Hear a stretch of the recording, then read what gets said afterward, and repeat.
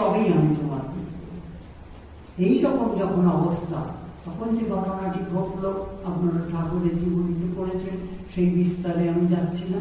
তিনি যখন একেবারে 100% নিশ্চিত হলেন, এবং যেটি নিয়ে পরবর্তীকালে কথা বলতে দ্বন্দ্ব শুরু হবে প্রথম থেকেই মাস্টারমশাইয়ের সঙ্গে, তিনি নিশ্চিত হলেন যে মানুষ যেভাবেই হোক, যেমন করেই হোক, যেমন প্রতিমাই নির্মাণ করুন বা একটা পাথরের মুড়ি নিয়ে আসুন, কি একটা কাগজের টুকরো নিয়ে এসে যদি বিশ্বাস করে এটি ভগবান, এটি শক্তি, এটি মা কালী, তাহলে এটি শক্তিমন্ত হবে।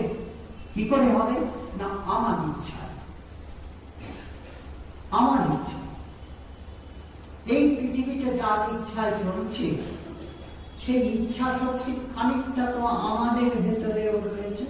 আপনারা তো আজকে এই বিজ্ঞানের যুগে জানেন যে আমরা একটা ওয়েভের মধ্যে বসে আছি, একটা তরঙ্গের মধ্যে বসে আছি, এবং আমরা প্রত্যেকের সঙ্গে সংযুক্ত হয়ে আছে একটা নেটওয়ার্কের দ্বারা। প্রমাণ প্রত্যেকের পকেটে মোবাইল আছে। বিজ্ঞান তাকে আপনাদের বুঝিয়ে দিয়েছে যে আমরা কোনো ডেড ওয়ার্ল্ডে নেই, আমরা কোনো মৃত একটা জগতে নেই। এখানে শুধুই ভেঙে পড়া অলিন্দ অতীতের রাজাদের ঐশ্বর্যের বর্ণনা তা তো নয়, এটি ভয়ঙ্কর রকমের প্রাণিত। আমরা যে ভূমিতে আছি, সেই ভূমির থেকে একটা শক্তি আমার পা দিয়ে ওপর দিকে উঠে যাচ্ছে, অনন্তের দিকে চলে যাচ্ছে, দূরে দূরে, বহু দূরে। বিজ্ঞান ধর্মকে সাহায্য করছে। যেসব জিনিসগুলো এক সময় আগে অলৌকিক বলে বিশ্বাস ছিল, যে সমস্ত জিনিসগুলোকে মনে করা হতো যে হঠাৎ আমি দেখেছি, ও তুমি ভুল দেখেছো, স্বপ্ন দেখেছো, ওটা তোমার মনের ভুল, হ্যাঁ। আজকে চ্যালেঞ্জ করে বলা যায় যে আমি যন্ত্র ছাড়া যে জিনিস দেখেছি, মোবাইল ছাড়া যে ফল আমি শুনেছি, আছে, আছে বলেই মোবাইল আছে। সেই শক্তিটা আছে বলেই আমি কথা বলছি, সেই শক্তি আছে বলেই আমরা নড়ে চড়ে বেড়াচ্ছি। কার্ল সাগান বলে একজন সায়েন্টিস্ট ছিলেন। আমি একটু কথামৃতে আসার আগে আপনাদের এই কথাগুলো বলার প্রয়োজন বলে বলছি, মহারাজের কাছে একটু অনুমতি নিয়ে নিচ্ছি। কার্ল সাগান বলে একজন মস্ত বড় জ্যোতির্বিদ ছিলেন। আমি একবার মেক্সিকোয় গিয়েছিলাম রাজীব গান্ধীর সঙ্গে একটা সভায়, তখন আমার সঙ্গে কার্ল সাগানের অনেক কথা হয়েছিল। কার্ল সাগান আমাকে কথায় কথায় রসিকতা করে বলেছিলেন যে তুমি নিজেকে মানুষ ভাবো। আমি বললাম, হ্যাঁ। তুই তো মনে করো তুমি একটা মহামূল্য। আমি বললাম, আগে তা তো মনে করি, কারণ 1 টাকা 1.5 টাকা 2 টাকায় যদি তোমাকে কেউ বিক্রি করতে চায়, তুমি কি রাজি হবে? বললাম, না, জীবন আমার মহামূল্য। বলবেন, আমি একটা আমার হিসেব দেখিয়ে দেবো কি তোমার দাম $10 বেশি নয়। কি বলছিলাম? বলবেন, হ্যাঁ, $10। কিরকম? না, দেখো, তোমার একটা শরীর আছে, তার জন্য একটা কঙ্কালের প্রয়োজন। কঙ্কালটা কি? চুন দিয়ে তৈরি। তোমার বাড়ির আশেপাশে চুন বিক্রি করে যারা বাড়ি তৈরির জন্য, সেখান থেকে খানিকটা চুন কিনে নিয়ে এসো, এনে তুমি একজন কাউকে বলো না, ম্যাডাম তৈরি করে দিচ্ছ, কঙ্কাল হয়ে গেল। ওই চুন কিনতে তোমার কত খরচ হবে? এখন আমি জানি এখন অনেক দাম বেশি। আমি তোমার 20-25 টাকা হবে চুন। আচ্ছা, এবার তোমার কি দরকার? আমার উপরে একটু মেঘ, ত্বক ইত্যাদি নিয়ে একটা আবরণ দরকার, সেটা ব্যবস্থা করে দিচ্ছি। কিন্তু সবচেয়ে যেটা জরুরি জিনিস, সেটা হচ্ছে রক্ত চাই। 2 বালতি রক্ত চাইতো, যত চাই। তো রক্ত বিভাগে মেডিসিন তো তোমার কাছে মরতে থাকা পেরে গেছে? হ্যাঁ, অনেকগুলো আছে। মানে 1 বালতি জল এনে 1 রাত ওই পেরেগুলো ভিজিয়ে রাখো, সকালবেলা উঠে দেবো না লাল জল, ওইটি চড়ায় যাবে, ওইটি রক্ত। এবার ওইটা দিয়ে দাও আমার মধ্যে। এরকম করে হিসেব করে দেখিয়ে একটা কাগজে লিখলি যে আমার শরীরে যে উপাদানগুলো আছে সেগুলো ওদের দেশের মুদ্রায় মাত্র $10 দাম। বলে মনটা বড্ড খারাপ হয়ে গেল। আমি আপনার হিসেব কোনো দামই নেই, ফেলে দিলেই ছিলাম চক্কলের মতো। না, এখানেই একটা ব্যাপার আছে। তুমি যে উঠে বসবে, তুমি যে কথা বলবে, তুমি যে বিদেশে আসবে, তুমি যে বক্তৃতা দেবে, তুমি যে ডক্টরেট হবে, তুমি যে ভগবান কি করছেন সেটি জানতে চাইবে, এই মেধাটি থেকে পাবে, এই প্রাণ শক্তিটি থেকে পাবে। তোমার হৃদয়টা তৈরি করে দিয়েছি, কিন্তু সেটা চালু হবে কোন শক্তি দিয়ে? বাইবেল একটি কথা আছে, On the seventh day of creation, ভগবান কি করলেন? মানুষ তৈরি করলেন মাটি দিয়ে হচ্ছে কি বেশ ভালোই হচ্ছে, বলে ওটা বসো, বুঝছে না কি আসছে তাহলে একটা এটা কি করলাম, এটা তো মৃত একটা। তখন তিনি বাড়ি বাইবেল বাড়ি সুন্দর বর্ণনা আছে, গড নেল্ট, হাঁটু গেড়ে সেই মূর্তিটার পাশে প্রথম মানুষ সেই মূর্তিটার পাশে বসলেন, বসে তার যেখানে 5 সেকেন্ড দিয়ে হি ব্রিথড ইন 3 লাইভ ব্রেথ, 3টি বাতাস ঢুকিয়ে দিলেন। আমি চলে আসুন আমাদের শাস্ত্র, 3টি বাতাস কোথা দিয়ে যাবে? ইড়া পিঙ্গলা সুষুম্না। এবং এই বাতাসটি প্রাণ অপান সমান উদান দেন।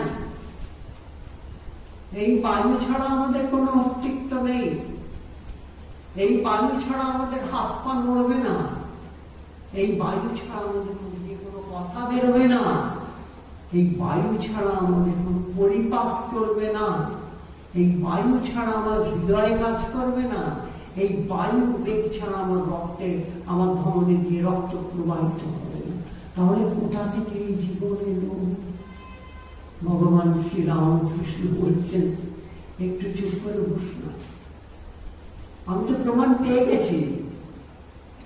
এই যে আমার সামনে যে মাটি দাঁড়িয়ে আছে, অসীম ক্ষমতা, ও কেশব ব্রহ্মগ্রহণ করছে করুক, কিন্তু ব্রহ্মের মায়া, মায়ার শক্তিতে এই জগৎ তৈরি হয়েছে। ব্রহ্মত নির্গুণ নিরাকার শ্রী চিৎপাত হয়ে পড়ে আছে, তার মুখের উপর দাঁড়িয়ে মা কালী ধেই ধেই করে নাচছে। এটি তো শক্তি, এই মায়া, অর্থাৎ ব্রহ্ম শক্তি মায়া শক্তি বলেই এবার বলছেন মায়ার কাছে প্রার্থনা করো, জুতো মারলে হবে না, রিভলভার দেখালে হবে না, কেটে ফেলবো বললে হবে না, শুধু তাকে বলো কৃপা কৃপা কৃপা কৃপা করে সত্য ধর্মায় প্রতিষ্ঠা। তুমি আমাকে দেখিয়ে দাও, তুমি আমাকে বুঝিয়ে দাও, তুমি আমাকে জানিয়ে দাও, আমি এই যে আবদ্ধ হয়ে আছি একটা বাক্সের মধ্যে, এর থেকে আমাকে মুক্ত করে দাও। এই যে অনন্ত, সেই অনন্তে যেন আমি পাখির মতো উড়ে যেতে পারি। 3টি ধ্যানের কথা ভগবান শ্রী রামকৃষ্ণ বারবার বলছেন, দান করিস কি দান করিস? কেউ বলতে পারছে না কি দান করেন? চোখ বুঝিয়ে বস, মনে কর তুই একটা পাখি উড়ে যাচ্ছিস, উঠছিস উঠছিস উঠছিস উঠছিস, অনন্তে যাচ্ছিস। আবার যখন ভাবতে পারিস তুই একটা মাছ জলের মধ্যে খলবল খলবল করে খেলা করছিস।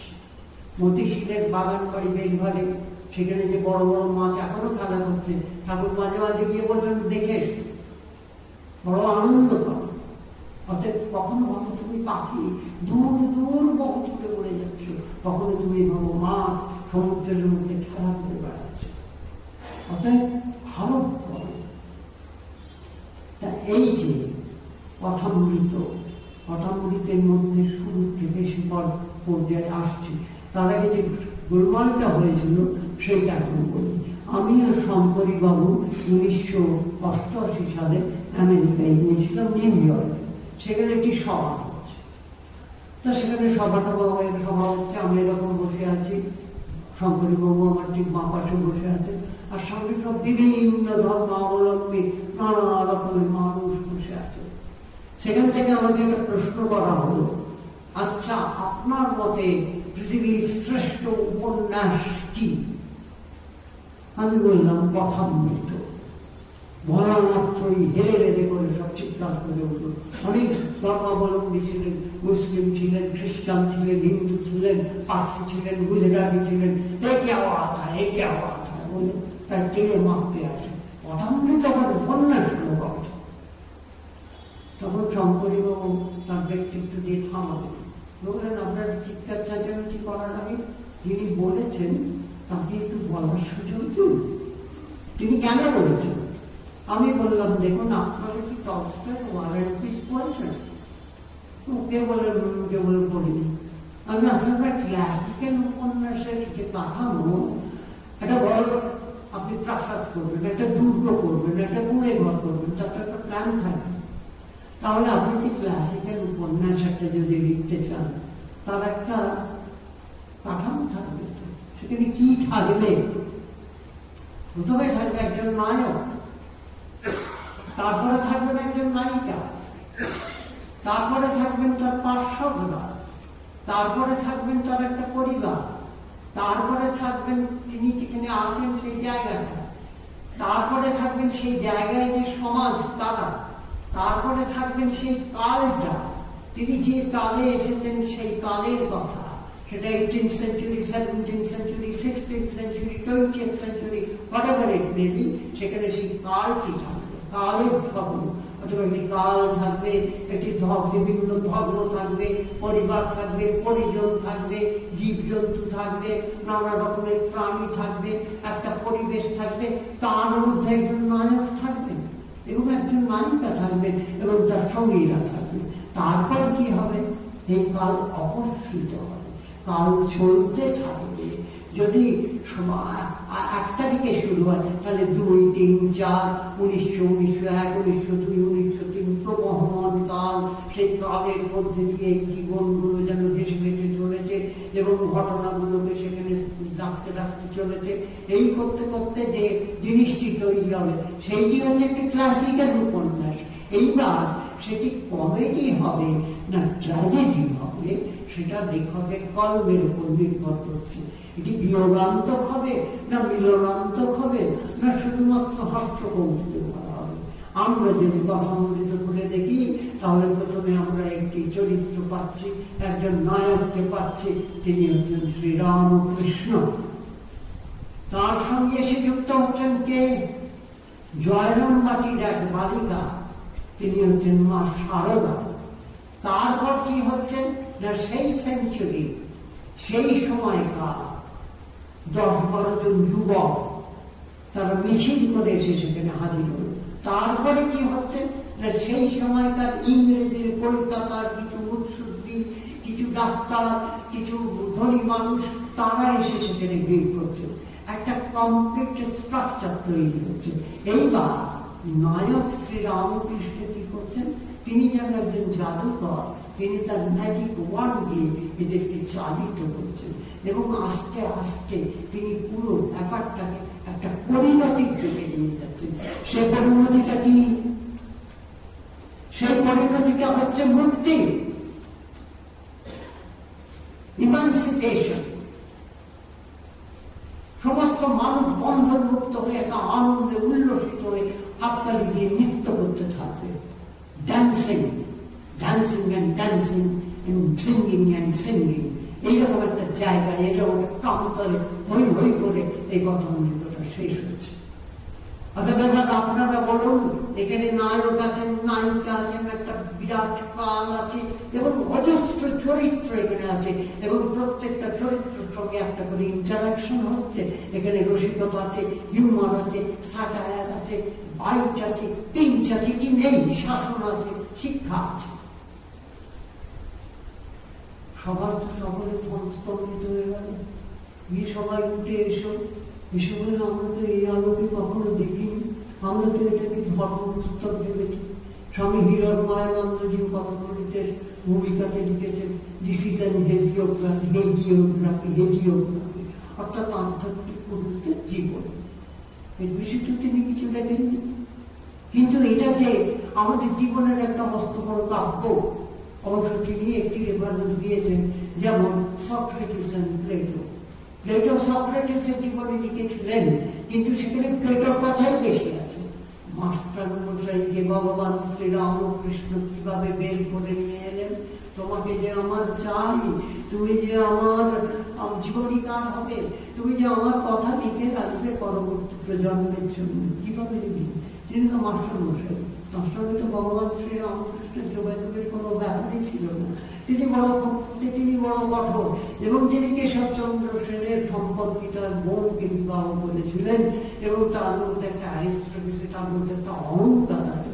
মাস্টারমশাইয়ের মা, মাস্টারমশাইয়ের বাবা, তারা কলকাতার প্রাচীনপন্থী এক পরিবার, স্বামী স্ত্রী, তারা এই ব্রাহ্ম পরিবার থেকে যে কন্যাটি এসেছে তার চাল চলন, তার ঔদ্ধত্য, তার তর্ক করা ইত্যাদি পছন্দ করতেন না। অতএব প্রতি মুহূর্তে বাড়ির মধ্যে একটা ভয়ঙ্কর রকমের দ্বন্দ্ব। এই দ্বন্দ্ব মহেন্দ্রনাথ প্রতিদিন যখন ফিরে আসতেন দেখছেন সংসার চলছে। একদিন পরিস্থিতি এমন জায়গায় পৌঁছল যে উনি ভাবলেন আজই আমার জীবনের শেষ দিন, আমি আত্মহত্যা করব বলে সেদিন 8টার সময় এমন ঝগড়া হয়েছে, তিনি সঙ্গে সঙ্গে কি করলেন আজই আমি গৃহত্যাগ করব। তিনি 9টার সময় কলকাতার রাস্তায় এসে দাঁড়ালেন আইনে চলা। সেই সময়কার কলকাতা গ্যাসের আলো জ্বলে, ভোর ভোর করে ট্রাম বাস দৌড়ায় না, অজস্র লোক ভিড় করে নেই, শুনশান খালি রাস্তা। মাস্টারমশাই দাঁড়িয়ে আছে, যাবেন কোন দিকে, আত্মহত্যা করবেন কিভাবে? অতি সহজ উপায়, গঙ্গায় আমি জীবন ঝাঁপতেন, তার গঙ্গার কাছাকাছি তো যেতে হবে। কিন্তু তার স্ত্রী এই ঝগড়াঝাড়ি হওয়ার সময় দেখেছেন যে তার স্বামী রাস্তায় বেরিয়ে গেছে। তখন তিনি সমস্ত ঝগড়া পরিত্যাগ করে রাস্তায় এসে স্বামীর পাশে দাঁড়িয়েছেন। তোমার মুশকিল হলো, তিনি স্বামীকে ছাড়বেন না। তখন মাস্টারমশাই কি করলেন, একটি ঘোড়ার গাড়ি জোগাড় করলেন, করে স্ত্রীকে নিয়ে সেখানে উঠলেন এবং সুটকেস স্টাম্প সেটিও তার মধ্যে আছে। তিনি যাবেন কোথায়? তিনি বরানগরে তার শ্বশুর বাড়িতে যাবেন। তার শ্বশুর মশাইয়ের বউ, তার শালক, সেটি কবিরাজের বাড়ি। সেই কবিরাজ ঈশানচন্দ্র আবার ঠাকুরের চিকিৎসক। তিনি চলেছেন আইরিটোলা থেকে শ্যামবাজার অব্দি আসার পরে এমনই বরাত রাত্রি 9:30-10টা ঘোড়ার গাড়ির একটা চাকা খুলে ঘুরতে ঘুরতে গিয়ে একটা দেয়ালে ঠাস করে লাগলো, ঘোড়ার গাড়ি গাছ হয়ে গেল। পচমান বলল তাহলেই তো হোক, আর নেই জায়গা। মাস্টারমশাই 5 মাথার বলে দাঁড়িয়ে আছেন তার স্ত্রীকে নিয়ে, তাই যাবে। হঠাৎ মনে হলো এই কাঠেই শ্যামপুকুর স্ট্রিটে তার এক বন্ধু আছে। স্ত্রীকে নিয়ে ওই ট্রামটি ঘাড়ে নিয়ে সেখানে গিয়ে হাজির হয়েছেন, পড়া মেরেছেন। সুতরাং দেখি আশ্চর্য। মাস্টারমশাই বললেন আমার স্ত্রীকে আজকে রাত্রির মধ্যে একটু আশ্রয় দেওয়া যেতে পারে? তিনি মুখের উপর বললেন না, দেওয়া যেতে পারে না। তিনি অবাক হলেন, নেই নাকি বন্ধু? দরজা বন্ধ করে দিলেন। তিনি আবার এসে 5 মাথার মোড়ে দাঁড়িয়েছেন। এমনই আশ্চর্য, ঠাকুরই তো বের করেছেন সেদিন। আরেকটি ঘোড়ার গাড়ি পাওয়া গেল শ্যামবাজারে, যেখানে এখন বাঁশ বিক্রি হয়, দেখবেন লম্বা লম্বা বাঁশ দাঁড়িয়ে আছে, ওইখানে একটি আস্তাবল ছিল, সেখানে অনেক ঘোড়ার গাড়ি থাকে। সেখানে গিয়ে রাজি টাজি করে টাকা দেবো বলে এটি ঘোড়ার গাড়ি ঠিক করে রাত্রি 11টা-12টার সময় তিনি তার শ্বশুর বাড়িতে পৌঁছে দিলেন। সারাটা রাত তিনি ঘুমিয়েছেন, দিয়ে গেছেন জানা নেই। সকালবেলা তিনি তার শালকের সঙ্গে একটু বেড়াতে বেরিয়েছেন। হয়তো মনের ভাবটা এই, যাওয়ার আগে পৃথিবীটাকে একটু ভালো করে দেখে নি, এই গাছপালা, লতা পুষ্প, এই বিহঙ্গের সঙ্গীত, এই মানুষের ছোটাছুটি, বেঁচে থাকার প্রয়াস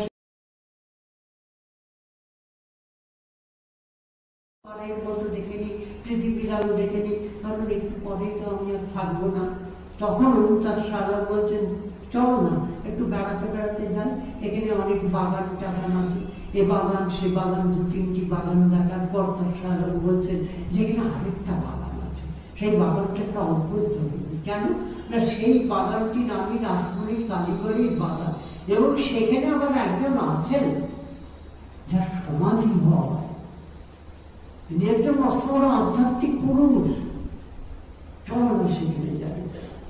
এইবার উপন্যাসে আরেকটি জিনিসের তো প্রয়োজন আছে, সেটা হচ্ছে বর্ণনা, প্রকৃতির বর্ণনা, মানুষের ঘটনা, মানুষের রূপের বর্ণনা, চরিত্র যে এলো সে বেটে না লম্বা, তার দাঁতগুলো সুন্দর না দাঁতগুলো উঁচু উঁচু, তার চুলগুলো ভালো না চুলগুলো খোঁচা খোঁচা, এগুলো তো দরকার। কথাগুলি তো দেখবেন যে প্রত্যেকটি চরিত্র সেইভাবে তিনি বর্ণনা দিয়েছেন, কার কিরকম দেখতে, কার কিরকম স্বভাব, কে কিরকম ভাবে কথা বলে, এগুলো মাস্টারমশাই নিপুণ ভাবে দিয়েছেন, যেটা ক্লাসিক্যাল উপন্যাসের একটা কোয়ালিটি।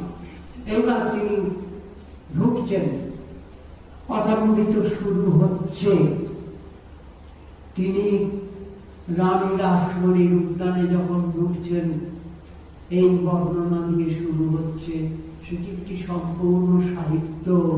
সূর্য পশ্চিম গগনে ধীরে ধীরে নামছে, শেষ সূর্যের আলো চতুর্দিকে একটা সোনালি আভাস সৃষ্টি করেছে। পাখিরা সব সার বেঁধে মাথার উপর দিয়ে উড়ে উড়ে চলে যাচ্ছে। সকালবেলা যে সমস্ত ফুল ফুটেছিল, এমনকি একটি গোলাপ বাগিচাও আছে, সেই সমস্ত ফুলগুলো দিনের শোভাবর্ধন করার পর সন্ধ্যার আগে যেন একটু ঝিমিয়ে পড়ছে এবং নতুন নতুন কুড়িগুলো যেন টপাটপ গাছের ভেতর থেকে বেরিয়ে আসছে। তিনি ঢুকছেন, আশেপাশে কেউ নেই, দেখছেন একটি এক মহিলা ঝাঁটা হাতে চারিদিকে ঝাড় দিচ্ছে। তখন তার শালক বলছেন, এই যে ঘরটা, এই ঘরের মধ্যে তিনি থাকেন। মাস্টারমশাই জিজ্ঞেস করছেন, এই ঘরে কি সেই স্বামী থাকেন? তখন সেই যিনি ঝাঁট দিচ্ছিলেন তিনি বলছেন, হ্যাঁ বাবা, এইভাবেই থাকেন। না, এখন তো সন্ধ্যে হয়ে আসছে, তিনি কি জপ টপ ধ্যান ট্যান করছেন? বলেন, না না, ওসব কিছু করেন না, জপ টপ ধ্যান ট্যান কিছু করছেন। তিনি কি লেখাপড়া করছেন? কি লেখাপড়া করবেন? দেখুন, যিনি ঝাড় দিচ্ছেন তার কিরকম চেতন, সে কিরকম বোঝে, তার তো সব মুখে মুখে, তাকে তো পরীক্ষা দিতে বলতে হয় না। তিনি তো নিজেই একটা সব বই একসঙ্গে করলে যা হয় তিনি তাই। এইবার দরজাটি খুলে যখন তিনি প্রবেশ করছেন, তখন কি দেখছেন? একটি তক্তাপোষের ওপর যেন মনে হচ্ছেন বেদব্যাস সেকালের কোনো ঋষি বসে আছেন। ঘরে সবে ধুলো দেওয়া হয়েছে, ধোঁয়া ঠাড়া করে করে বেড়াচ্ছে। তার মধ্যে তুমি তাকিয়ে দেখছেন, কখনো ঝাপসা হচ্ছে, কখনো স্পষ্ট হচ্ছে। এই তিনি আস্তে আস্তে গেছেন। ঠাকুর বলছেন, বসো, কোথা থেকে আসছো? প্রথম দিন এই খবর হওয়ার পর ঠাকুর বললেন, ভালো লাগলো তুমি এসেছো, আবার এসো।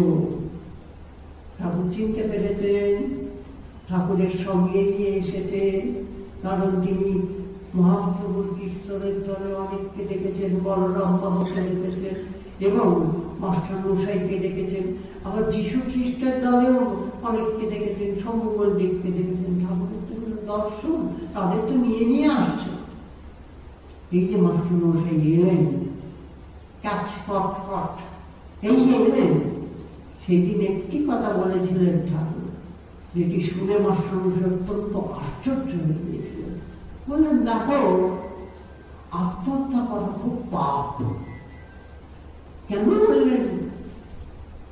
লোক যাবে না। মাস্টারমশাই মাথাটি নিচু করে তার শালকের হাত ধরে বেরিয়ে এলেন। আত্মহত্যা করা মহাপাপ। তিনি কি করে জানলেন যে আমি আত্মহত্যা করার জন্য ভীষণ আকুল হয়েছি? আত্মহত্যা করা ভীষণ পাপ, ভীষণ পাপ।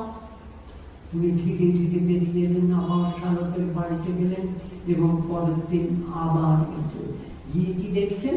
এখানে কি অসাধারণ বর্ণনা! ঠাকুর তার ঘরের দক্ষিণ দিকের রকে, যেদিকে উঠোন, সেইখানে বসে আছেন। খৌটকার এসেছে। আমি একবার স্বামী পূর্ণানন্দকে জিজ্ঞেস করেছিলাম, মহারাজ, আচ্ছা, ঠাকুরের কাছে যে খৌটকার আসতো, তার তো চুলও কাটা হতো না, দাঁড়িয়েও কামানো হতো না, কি করতে আসতো? মহারাজ বললেন, দেখেননি, ঠাকুর খুব কাপ্তেন ছিলেন, যেরকম স্ট্রিমিং করা, দাড়ি ফাড়ি খোঁচা খোঁচা না, স্ট্রিমিং করা, চুল চুলগুলো একটা সুন্দর করা, এগুলো পছন্দ ছিল না তার। তার মাস্টারমশাই দেখছেন গায়ে একটা বড় স্কেলের চাদর, শীত গেলেও তখন শীত শীত ভাব, এবং ঠাকুরের হেয়ার ড্রেসিং হচ্ছে। ঠাকুর বলছেন, সমস্ত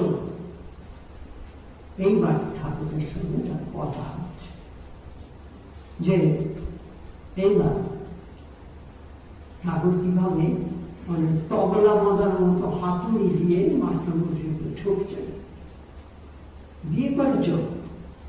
আগে হ্যাঁ। যা, আমরা বিয়ে করে দিয়েছি। আচ্ছা, আবার ছেলেপুলে হয়েছে? আগে হয়েছে। ছেলেপুলে হয়ে গেছে, যা। ঠাকুর এইভাবে বলছেন। আর মাস্টারমশাইয়ের অহংকার ক্রমশ এক একটি হাতুড়ির ধাক্কায়। আচ্ছা, তোমার স্ত্রীটি কেমন? ভালো, তবে অজ্ঞান। এইবার ঠাকুর বলছে, তুমি ভারী জ্ঞানী, তাই না? স্কুলে মাস্টারি করো, তুমি ভারী জ্ঞানী, আর তোমার স্ত্রীটি ভারী অজ্ঞান।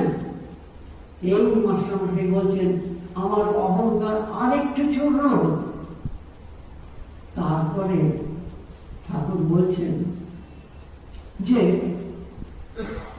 তোমার কি বিশ্বাস, সাকার না নিরাকার? মাস্টারমশাই একটু দেখে বললেন আগে নিরাকার। ঠাকুর তখন যখন জিজ্ঞেস করছেন তা ঠিক, সে ভালো, একটা যে কোনো বিশ্বাস থাকলেই হয়। তবে দেখো তুমি যে নিরাকার নিরাকার বলছো, নিরাকারটাই সত্যি এটা ভেবে বসো না, সাকারও সত্যি। মাস্টারমশাই তখন জ্ঞানের পাপচা নিয়ে আছে, তিনি বলছেন সাকারও সত্যি নিরাকারও সত্যি কি করে হতে পারে, তাহলে তো একটু বুঝিয়ে দিতে হয়। ঠাকুর বলে এই তোমাদের কলকাতা হয়েছে, বুঝিয়ে দিতে হবে, বুঝিয়ে দিতে হবে। তুমি আগে বোঝো, তোমাকে কে বোঝায় তার ঠিক নেই, তুমি আবার কাকে বোঝাবে? মাস্টারমশাই আবার বললেন এই যে মূর্তি টুর্তি তৈরি করে পুজো করে, এর এই যে ভগবান নয়, এটা তো একটা প্রতীক। ঠাকুর তখন আরেকটি থাপ্পড় মারলেন, ওটা তুমি বোঝো। আমি যদি একটা ইঁটে এখানে মনে করি যে এইটি আমার মহাদেব, এইটি আমার নারায়ণ, তাহলে আমার বিশ্বাসে এটি সেই বস্তুতে পরিণত হবে। এই মাস্টারমশাইকে প্রথম দিনই ঠুকে তিনি তার মধ্যে নিয়ে নিলেন। মাস্টারমশাইয়ের আত্মহত্যা করার যে বাসনা ছিল সেটা উবে গেল। এবং তারপরে এমন কথাও বললেন, ভারী সুন্দর কথা, বিয়ে করেছ, সন্তানাদি হয়েছে, পিতা তোমার বিয়ে দিয়েছেন, এখন তোমাদের খুব সুখের সময়, তাই না? তা এখন তুমি তোমার বাবা তোমার মাকে ত্যাগ করে আলাদা জায়গায় গিয়ে সংসার করবে। আহা, কি তোমার জ্ঞান, কি তোমার ভক্তি, কি তোমার শিক্ষা! যাও নিজের বাড়িতে গিয়ে পিতা মাতার সঙ্গে একটি সুন্দর পরিবার তৈরি কর। কি ভয়ঙ্কর শাসন! মাস্টারমশাইকে একবার ভেঙে চুকে নিজের মতো করে নিলেন, করে নিয়ে বললেন দেখো, তুমি আমার কথা লিখবে বলছো, তুমি খাতা বের করছো, কোনো সময় লিখছো, কোনো সময় লিখছো না, বলছো তুমি তোমার মস্তিষ্কের স্মৃতিতে ধরে নিয়ে যাচ্ছ, এবং তারপরে ধ্যানে বসে এক এক দিনের ঘটনা লিখছো। মাস্টারমশাই ডায়েরি বের করে কাজ করে শর্টহ্যান্ডে লিখতেন না, যা শুনতেন সেটি নিয়ে বাড়িতে চলে আসতেন, তারপরে ধ্যানে বসতেন এবং ধ্যান করে সেই দিনের কথা একবারে ডেট ওয়াইজ, তিথি ওয়াইজ তিনি লিখে যাচ্ছেন। এবং সব কিছু তার স্মৃতিকে ভয়ঙ্কর প্রকাশ স্মৃতি শক্তি ছিল। এবং সেখানে ঠাকুর একটি কথা বলেছিলেন, নিজেকে ওই স্বামী হিরণময়ানন্দজি যেমন বলছেন, সক্রেটিসের জীবনী লিখতে গিয়ে দেখা গেল প্লেটো তার নিজের জীবনী লিখে ফেলেছে। তা তুমি আমার কথা লিখতে গিয়ে নিজের কথাই লিখে ফেলো না, সাবধান, এবং নিজেকে প্রকাশ করো না। সেই কারণে মাস্টারমশাই অনেকগুলো ছদ্ম নাম দিলেন, মণি, জনৈক ভক্ত, মাস্টার, কিন্তু কোনো জায়গায় মহেন্দ্রনাথের নাম নেই। সব এরকম নিজের নামটিকে গোপন করে এই গ্রন্থটি তৈরি করলেন। এবং এটাকে রায়ে লিখছেন, আবার লিখছেন, আবার কারেকশন করছেন, এইভাবে করতে করতে করতে করতে এই বিরাট কথামৃত তৈরি হলো। এবং স্বামী হিরণময়ানন্দ একটি কথা ভূমিকায় বলেছেন, সক্রেটিস এবং প্লেটোর কথা বলা সত্ত্বেও, সেটা হচ্ছে পৃথিবীতে যত এই ধরনের হেলিওগ্রাফি লেখা হয়েছে, যেখানে যেখানে যত লেখা হয়েছে, ম্যাক্স মুলার যা লিখেছেন, টলস্টয় যা লিখেছেন, এবং অন্যান্য যারা বড় বড় পণ্ডিতরা লিখেছেন, হাক্সলে যা লিখেছেন, কথামৃতের কোনো তুলনা নেই। কথামৃতের কোনো তুলনা নেই। এটা পৃথিবীতে একবারই হয়েছে। কেন হয়েছে? তার কারণ হচ্ছে এখানে অবতারের সঙ্গে যিনি লিখছেন তার একটা যোগাযোগ হয়েছে। অবতার লিখিয়েছেন, বাড়ির থেকে বের করে এনেছেন, তাকে ডেকে দক্ষিণেশ্বরে ঢুকিয়েছেন, তাকে হাতুড়ি পেটা করেছেন, করে তার অহংকার চূর্ণ বিচূর্ণ করে দিয়ে একটি মানুষে পরিণত করেছেন। সেই মানুষটিকে না শ্রীরামকৃষ্ণের জীবনীকার মহেন্দ্রনাথ গুপ্ত শ্রীমণি একজন ভক্ত। এই যে একটা বিরাট ব্যাপার এর পেছনে হয়ে আছে, পৃথিবীর কোথাও পায়নি। সেই জন্যে তব কথামৃতম কবিবিরিচম কল্মষাপহম ভূমি গৃহন্তি যে বুড়িদাজনা। কথামৃত পড়ো, কথামৃতের মধ্যে ঢুকে যাও, অমৃতের অমৃত গ্রহণ করো। এবং এত বড় একটা দুঃখের দিনের, আনন্দের দিনের, সংকল্পের দিনের, বিভ্রান্তির দিনের এইরকম একটা গ্রন্থ মানুষের কাছে থাকলে সে কিন্তু শক্তি পাবে। It is life. এটা একটা ভিটামিন, এটা একটা টনিক। আমরা যতই খাওয়া দাওয়া করি না কেন, যতই ভিটামিন খাই না কেন, যত হাজার টাকার ডাক্তারের কাছে পৌঁছই না কেন, যদি না আমার ভেতরে আমি আমার স্পিরিটকে, আমি আমার এনার্জিকে, আমি আমার ভেতরের সোলকে জাগাতে না পারি, আমি যদি নিজেকে প্রাণিত করতে না পারি, ওই জন্য উপনিষদে বলা আছে এটা প্রাণের প্রাণিত, সেই প্রাণীকে যদি আমি আকর্ষণ করতে না পারি তাহলে আমার বেঁচে থেকে লাভটা কি? যে কারণে বলা হচ্ছে প্রাণায়াম। শ্বাস নাও, শ্বাস ছাড়ো, শ্বাস ছাড়া মানুষের জীবনে কিছু নেই। শঙ্করাচার্য আরেক পথ দিয়ে গিয়ে আমাদের বারে বারে এটি বলে দিচ্ছেন, আমাদের যেগুলি বায়ু আছে সেই বায়ুর মধ্যে সবচেয়ে সাংঘাতিক বায়ু হচ্ছে ধ্যান বায়ু। ধ্যান অপান সমান উদান, প্রাণ অপান সমান উদান ধ্যান। এগুলো ছাড়াও আরো হাজারটা বায়ু আমাদের শৃঙ্খলিত করে রেখেছে। এই যে আমি আঙুলটা নাড়াচ্ছি, আপনি যদি কোনো রোবটকে বলেন, এখন তো রোবট বেরিয়ে গেছে, রোবট অপারেশন করছে, এটি রোবট আছে, আপনি বলছেন রোবট তোমার এই আঙুলটা নাড়াও, তো আপনাকে 24টা কমেন্ট পাঠাতে হবে, তারপরে তিনি একটু দয়া করে নাড়াবেন। কিন্তু আপনি কি করতে পারেন? আঙুল নড়ে গেল, এই আঙুল নড়ে গেল, হাত নড়ে গেল। এ কি আশ্চর্য ঘটনা! কে এই কমেন্ট নিচ্ছে এবং সঙ্গে সঙ্গে এখানে সেটা পাঠিয়ে দিচ্ছে? ভগবান শ্রী রামকৃষ্ণ ওই শঙ্করাচার্য কি বলছেন, এটি বায়ুর খেলা। বায়ুর খেলা। আমরা পঞ্চবায়ুকে নিয়ে ব্যস্ত আছি, কিন্তু লক্ষ বায়ু আমাদের শরীরের মধ্যে ঘোরাঘুরি করছে। প্রাণ অপান সমান দান দেন। এবং ভগবান শ্রী রামকৃষ্ণ বলছেন যে যখন আমাদের এই নাকের আমাদের বাঁ এবং ডান, স্বামীজি এবং স্বামী অভেদানন্দজি বারে বারে এই যোগের কথা বলছেন।